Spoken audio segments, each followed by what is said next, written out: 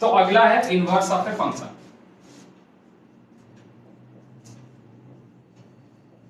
Inverse of a function, या आप इसी को क्या बोल सकते हैं, invertible function. Invertible function. Okay, अब इस बात को समझे थोड़ा सा। पिछली क्लास में भी बात हुई थी कि किसी भी चीज का, मैट्रिक्स में भी बात हुई थी, हर जगह बात हुई थी कि इनवर्स जो होता है वो किसी भी चीज का क्या होता है, यूनिक होता है। ये तो होता है हाँ, लेकिन बात यह है कि कोई फंक्शन का इनवर्स क्या हर केस में एग्जिस्ट कर सकता है? कर सकता है क्या? नहीं सर। ठीक है, तो बेसिकली इनवर्स केवल उसी फंक्शन का एग्जिस्ट करेगा जो बाइजेक्टिव फंक्शन होगा। क्या होगा? यानी 1 1 होना चाहिए और क्या होना चाहिए, 2 होना चाहिए। सर ऐसा क्यों? अगर नहीं हुआ तो क्या होगा? प्रैक्टिकली देख लेते हैं कि अगर नहीं हुआ तो क्या होगा। सपोज दैट कोई फंक्शन है जो 1 1 नहीं है, जैसे मान लीजिए यहाँ ए बी सी डी ऐसा ई है, इधर आप मान लीजिए आपके पास 1 2 3 4 है, ऐसा A B C D E, ये मिनिमम फंक्शन है ना। अच्छा, इनवर्स का सिंपल मतलब है कि अगर ए है और बी है, तो अगर ये एफ है तो इसका जो इनवर्स एग्जिस्ट करेगा वो किससे डिवाइड होना चाहिए, बी से होना चाहिए। जनरल मैथमेटिक्स तो यही कहता है, थोड़ा सा हम ये नहीं जानना चाहते कि क्या है क्या नहीं, हमें पता है इनवर्स का मतलब उल्टा। यानी यहां से अगर हम घर जा रहे हैं तो इनवर्स का क्या मतलब है, घर से यहां आ जाए, यही बात। तो यहां अगर बी आ जाए और यहां ए आ जाए, यानी इधर 1 2 3 4 आ जाए और इधर A B C D E आ जाए, यानी ए आप देखिए 1 जो है ए से जुड़ा है और 1 जो है किससे जुड़ा है, बी से। 3 4 5 ऐसा है। अब मुझे बताओ जितनी फंक्शन हमने पढ़ी है उसके हिसाब से ये फंक्शन है क्या?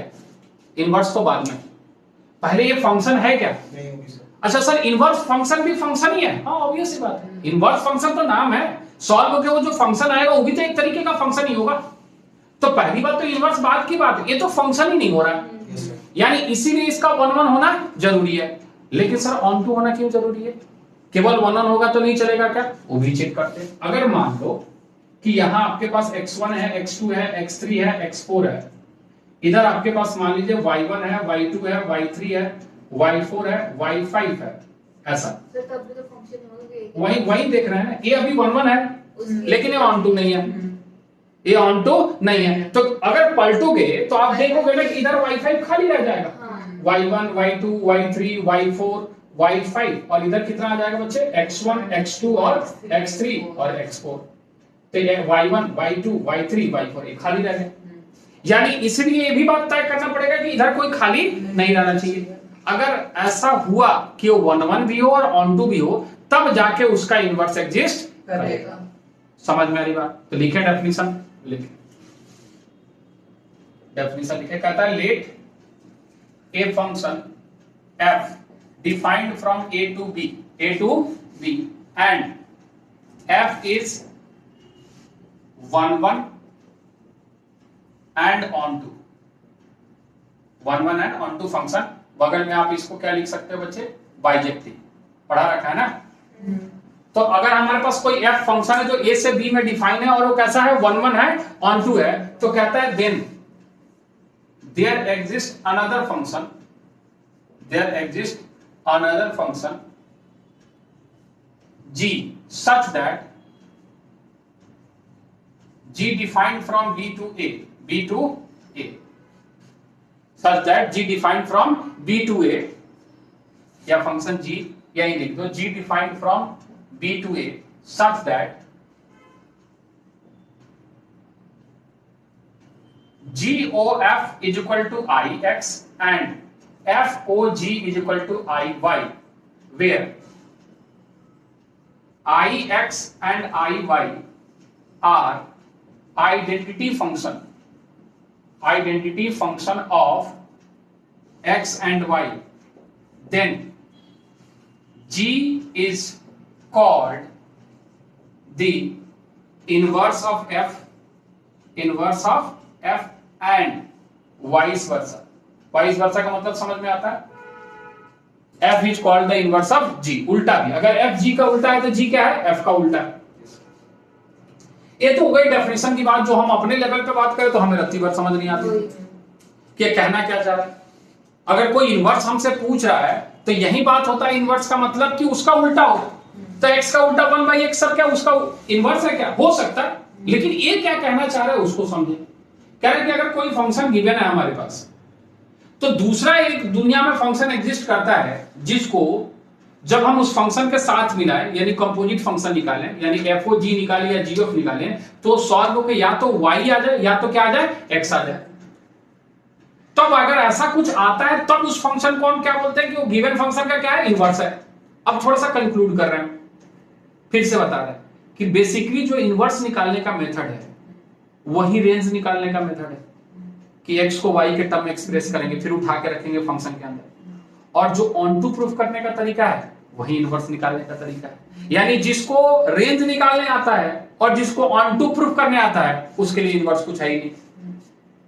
अब इसको और डिटेल में समझने के लिए क्वेश्चन करते हैं इस पर कि किस तरीके से बिहेव कर रहा है। समझ में आ रही बात? क्लियर है इतना? आइए इतने क्वेश्चन से समझ लेते हैं क्या है। मान लीजिए करना क्या है इसमें, अगर इनवर्स निकालना हो तो किस तरीके से, एक क्वेश्चन हम पूरा करके आपको दिखाते हैं, ठीक है।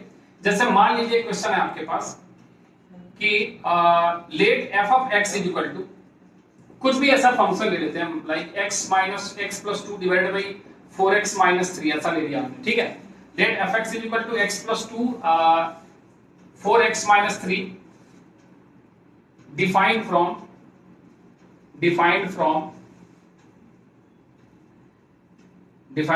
f a टू b लिख देते हैं। लेकिन थोड़ा सा हमें इसमें चेंज करना पड़ेगा, अपनी मर्जी से क्वेश्चन बना रहे हैं तो रुक जा, थोड़ा सा इसको भी हम चेंज करेंगे, पूरा नहीं थोड़ा सा। x प्लस 2 डिवाइडेड बाई यहां हम लिख रहा है x माइनस 4, ठीक है।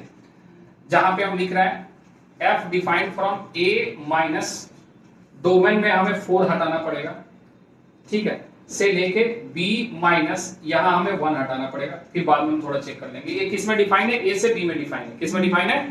a में से हमें किसको हटाना है, 4 से, और b में से किसको हटाना है, 1 हटाना है। क्यों हटाना है? क्योंकि 4 पे फंक्शन डिफाइन नहीं है। तो आगे क्या कह रहा है, ये मान लीजिए फंक्शन है, तो कहता है so that it is bijective function. It is, question ऐसा ही पूछेगा, अगर पूछेगा तो। अब थोड़ा सिलेबस रिड्यूस है तो कैसा पूछेगा नहीं पता, लेकिन वो पूछता है तो ऐसा ही पूछता है। a माइनस 4, हाँ 4 पे डिफाइन नहीं होगा ना, हटाना पड़ेगा ना डोमेन से। 4 माइनस 4 क्या हो जाएगा, 0 हो जाएगा, ये तो जानते हैं। और b माइनस 1 अभी आएगा, दिखेगा, अभी दिखेगा। So that it is bijective function, और इसी में कहेगा हेंस फाइंड f इनवर्स। क्या निकाले बच्चे, f इनवर्स। अब अगर इसको हमें बाइजेक्टिव शो करना है तो हमें क्या शो करना है, 1 1 और ऑन 2, सीधा सीधा बात है। तो देखिए कैसे काम करेंगे इसमें। सबसे पहले हम निकालेंगे fx1। क्या निकालेंगे, बोलो। x1 में क्या लिखोगे, x1 plus 2 divided by x1 minus, और fx2 में क्या लिखोगे, x2 plus 2 divided by x2 minus, और इस दोनों को क्या करना है, इक्वेट करना है। यानी हमें लिखना है fx1 इक्वल टू कितना बच्चे, fx2। अरे आ रहा है नहीं आ रहा है? तो यहां लिखोगे x1 plus 2 divided by x1 minus 4 is equal to x2 plus 2 divided by x2 minus 4। आया? क्रॉस मल्टीप्लाई करने आता है सभी को? तो इसको इससे साथ मल्टीप्लाई कर, x1 प्लस 2 मल्टीप्लाइड बाई कितना हो जाएगा, x2 माइनस 4, हाँ या ना, इज इक्वल टू इधर लिख दे कितना, x2 plus 2 multiplied by x1 minus 4। आया नहीं आया? अरे आया, मल्टीप्लाई कर कितना आ रहा है, x1 x2 माइनस का 4x1 प्लस का 2x2 और माइनस का 8 इज इक्वल टू कितना, x1 x2, एक ही बात है, माइनस 4x2 प्लस का 2x1 और माइनस का 8, माइनस 8 माइनस 1 x1 x2 गया, माइनस 4x1 और प्लस का 2x1, इधर आके माइनस का 6x1। सोच लिया, माइनस 4x1 माइनस 2, इधर जाके a हो गया 2x2, इधर जाके माइनस का 6x2, तो तुम्हें यहां से मिल गया x1 इक्वल टू कितना बच्चे, x2। तो हेंस इट इज 1 1 फंक्शन। कैसा फंक्शन प्रूफ कर दिया हमने, 1 1। अब अगला सोचो कि इसे हमें शो करना है कि ये ऑन टू भी है, तब इसका हमें क्या निकालना बच्चे, इनवर्स। तब क्या निकालना है इसका, इनवर्स। अब समझे ऑन टू का काम। ऑन टू ध्यान से देखना क्योंकि ऑन टू ही इनवर्स है, जैसा हमने आपको बताया। तो ऑन टू में आप देखें क्या कैसा बनेगा। फिर ऑन टू क्या बताया था, ऑन टू में express x in terms of y, यानी हम इसको लिखने वाले हैं y is equal to x plus 2 divided by x minus 4। Yes और नो? इसको इधर लाके क्या किया, क्रॉस मल्टीप्लाई, तो ये दिखेगा xy माइनस 4y is equal to x plus 2। Yes और नो? x को एक साइड रखें तो यहां लिखेंगे xy minus x is equal to 4y plus 2। सोच लिया, x को कॉमन किया तो कितना आ गया, y minus 1 is equal to 4y plus, तो x इज इक्वल टू कितना आ गया, 4y plus 2 divided by y minus 1। कुछ चमका क्या? अरे चमका।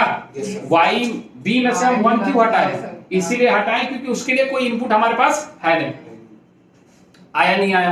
अब ये जैसे x आया, अब इसको प्रूफ करने के लिए ऑन टू के लिए किस में रखना है, f में। किस में रखना है?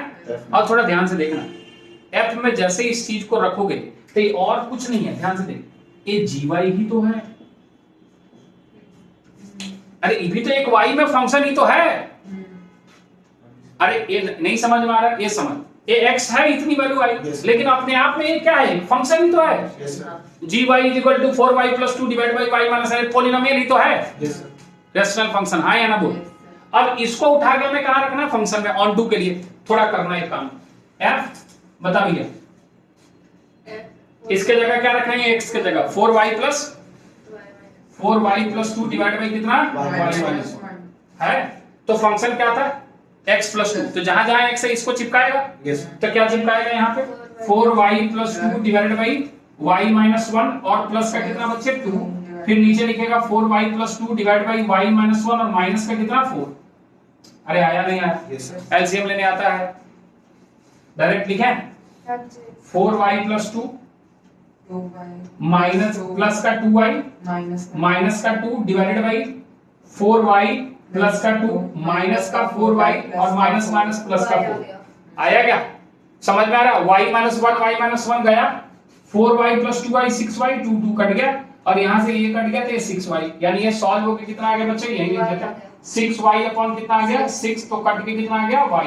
हेंस इट इज कैसा हो गया भैया, ऑन टू। आया? अब रही बात इनवर्स की, किसकी? अब इधर देख, इनवर्टिबल फंक्शन की बात, लास्ट स्टेप यही है, और इसके लिए हम कुछ खास करते नहीं है।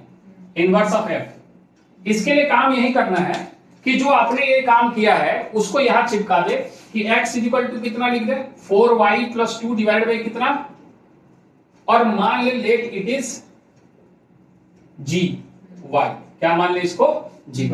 जैसे ये gy माने आप निकाले fog, क्या निकाले, fog, और यहां क्या लगा दे बच्चे, y। क्या लगा दे, और f के अंदर आप इस g को पुट करें, यानी 4y प्लस 2 डिवाइडेड बाई कितना बच्चे, y माइनस 1। हाँ या ना बोल? तो सारा काम तो यही किया तुमने, वही तो बोल रहे, जो ऑन टू निकालने का मेथड है वही क्या है, इनवर्स निकालने का मेथड। जो रेंज निकालने का मेथड है वही क्या है, इनवर्स निकालने का मेथड। यानी इसको भी सॉल्व करें तो यही तो लिखेंगे 4y plus 2 divide by y minus 1 plus का 2 डिवाइड बाई कितना, 4y प्लस का 2 डिवाइड बाई y माइनस 1, और माइनस का कितना 4। सॉल्व होके कितना आ रहा है, वही आएगा y, और इसको क्या लिख देंगे हम, i y। क्या लिख देंगे, अभी बोला था कि आइडेंटिटी फंक्शन। अरे हाँ या ना? जैसे ही आया तो बोल देंगे hence g is inverse of f, g is inverse of f। तो f इनवर्स की वैल्यू आपके पास कितनी आ जाएगी बच्चे, 4y प्लस का 2 डिवाइड बाई कितना बच्चे, y माइनस 1। लेकिन लेकिन लेकिन थोड़ा सा समझे कि केवल f इनवर्स पूछा तो आपने y में लिख दिया, लेकिन अगर f इनवर्स x पूछता तो, f इनवर्स क्या पूछता बच्चे, x पूछता तो सर क्या करें, कुछ नहीं करना है, जहां जहां y है वहां x चिपका दो। तो बेसिकली जब इसको सॉल्व करोगे ना तो इसी को बोलते हो GOF। ये आपने निकाला क्या, FOG, उसको सॉल्व करोगे तो क्या लिखोगे, GOF। क्या लिखोगे, और वो सॉल्व होकर कितने के बराबर आएगा, x के बराबर। रख के देख लो, आया बात समझ में? हाँ बस ये 6 नंबर का क्वेश्चन पहले पूछा था, फिर 5 नंबर का हुआ, और इस साल डिलीटेड है, लेकिन हमको नहीं लग रहा कि हटाया जा सकता, संभव है, कहीं ना कहीं तो आएगा, क्योंकि इनवर्स तो आपको पढ़ना है ना भैया, ट्रिग्नोमेट्री। अरे आया समझ में? आया? तो सीधा सीधा है, इनवर्स का क्या मतलब है कि पहले उसको 1 1 प्रूफ कीजिए, फिर ऑन टू प्रूफ कीजिए, और ऑन टू का जो x निकाला है आपने y के टर्म में, वही उसका क्या है, इनवर्स है। बस उसको उठा के अलग से यहां चिपका दीजिए, बिल्कुल रटा रटा है। जैसे रिलेशन में पढ़ाना हमने, जबरदस्ती का काम, रिफ्लेक्सिव प्रूफ करो, ट्रांजिटिव प्रूफ करो, इक्विवेलेंस प्रूफ करो, मतलब वही है, रटा रटा है सब में। वही काम यहाँ है कि अगर बाइजेक्टिव शो करना है तो 1 1 2 प्रूफ कर लो, और जैसे 1 1 2 प्रूफ किया वहां से तुम इनवर्स लिख दो, क्योंकि यही तो है इनवर्स, यही है इनवर्स। समझ रहे हो? सीधा सीधा बात है। तो इन्वर्टिबल फंक्शन की सबसे पहली क्राइटेरिया क्या है? बाइजेक्टिव होनी चाहिए। क्या होनी चाहिए? अगर 1 1 1 2 नहीं है तो इनवर्स एग्जिस्ट नहीं करेगा। और अगर ऐसा हो गया तो यही काम हम रेंज में आपको सिखाए हैं। हाँ। यहाँ रेंज निकालने के लिए यही होता है और जो रेंज का रिजल्ट आता है वही आपका इनवर्स है। हाँ। रट गया? हाँ। और रट ही जाता है, इसको रटना ही है एक तरीके से। अब रही बात इसके कुछ खास इंपॉर्टेंट कैरेक्टरिस्टिक यानी प्रॉपर्टी की। बोर्ड भर गया। हाँ, बोर्ड भर के लिख देंगे, बोर्ड भर के मिटा देंगे, इमॉर्टल नहीं है ये। पहली प्रॉपर्टी इसकी है कि किसी भी फंक्शन का इनवर्स होता है यूनिक होता है। क्या होता है? यानी f का इनवर्स अगर ये आया है तो ये किसी और फंक्शन का इनवर्स नहीं आ सकता। f अगर बाइजेक्टिव फंक्शन है तो उसका इनवर्स भी बाइजेक्टिव होगा। f अगर इनवर्स फंक्शन है, g भी इनवर्स फंक्शन है तो a भी मतलब उसका उल्टा क्या बोलते हैं, f इनवर्स है तो f अगर इन्वर्टिबल है तो g जो आएगा वो भी इन्वर्टिबल होगा क्योंकि उसका उल्टा f आएगा। f अगर बाइजेक्टिव है, g अगर बाइजेक्टिव है तो f और g भी क्या आएगा? बाइजेक्टिव है।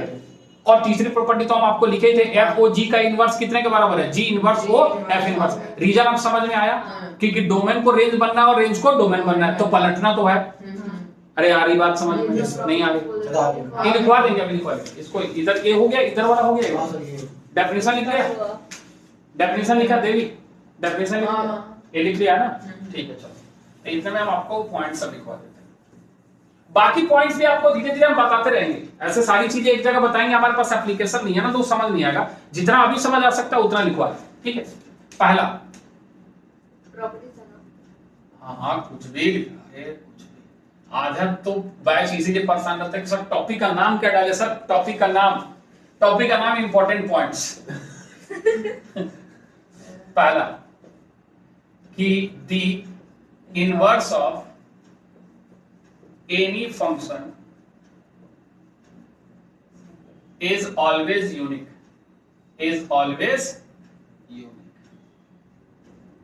ठीक है?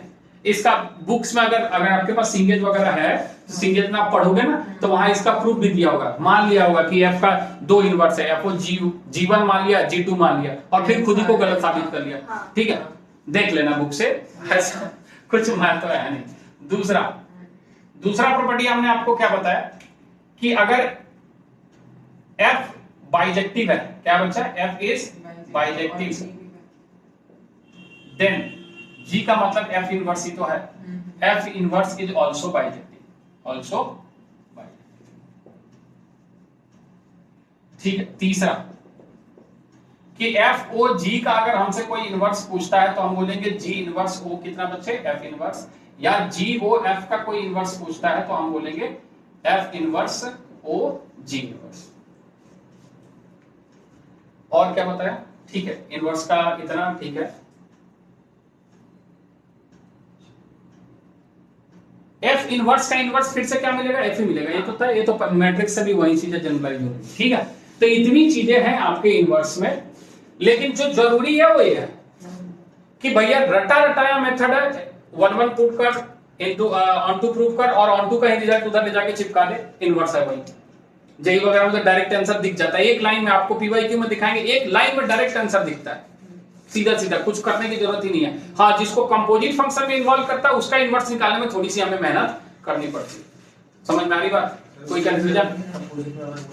हाँ तो निकलेगा ना, इसीलिए तो प्रॉपर्टी पढ़ रहे हैं। क्यों नहीं पढ़े? अरे निकलेगा। हम तो पहले कंपोजिट फंक्शन का रिजल्ट निकालेंगे ना, उसके बाद उसका इनवर्स निकालेंगे। प्रोसेस सेम है, बस ये बात तय कर लेंगे कि f भी आपका बाइजेक्टिव होना चाहिए और g भी बाइजेक्टिव होनी चाहिए। तो f और g भी क्या होगा? बाइजेक्टिव होगा। ये समझ क्लियर है? बात समझ में आई? चलो नोट करो।